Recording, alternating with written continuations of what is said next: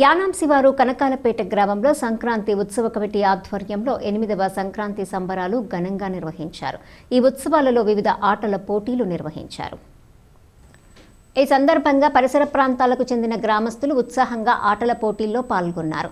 సంక్రాంతి పండుగను పురస్కరించుకుని నిర్వహించిన పోటీల్లో గెలుపొందిన విజేతలకు దాతల సహకారంతో బహుమతులు అందజేశారు. ఈ కార్యక్రమానికి యుఎస్లో ఉన్నటువంటి కోనకొండబాబు కుమార్తెలు సింధూర, ప్రశాంతిలు అత్యధిక బహుమతులను స్పాన్సర్ చేయటం హర్షణీయమని నిర్వాహకులు కొనియాడారు. ఈ కార్యక్రమంలో గ్రామ పెద్దలు, యువత పాల్గొన్నారు.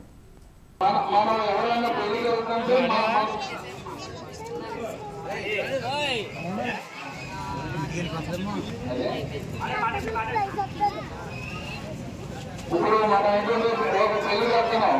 మన పెళ్లి గురించి వాళ్ళు ఏం చేస్తారు, అన్ని మొక్కలు వాళ్ళు ఏం చేస్తారు, మన ఊరిని తినకూడదు అంటారు, టీవీ చూడకూడదు అంటారు. ఇటువంటి సాంప్రదాయం మనకు ఏంటంటే వాళ్ళ మతాన్ని చేసుకుంటూ మన మతాన్ని కించపరిచేది. ఇంతకుముందు ఒకసారి నేను ఎగ్జామ్స్లో ఉన్న టైంలో మన కనకాలపేటలో ఒక విజ్ఞప్తం జరిగింది. ఎందుకంటే ఒక అన్ని మతస్థులు ఎవరంటే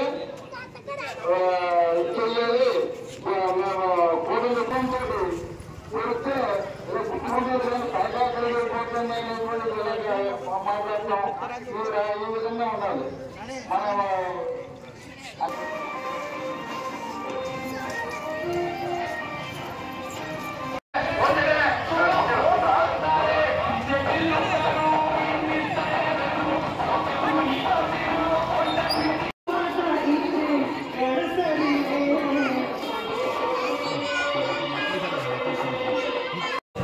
ప్రస్తుతం ఇతర మతాలకి ఆకర్షితులైనటువంటి చాలా మంది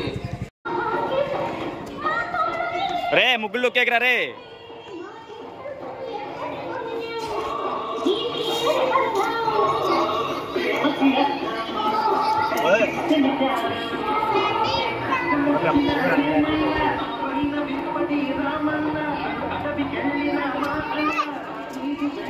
ఇప్పుడే విష్ణు చెప్పారు.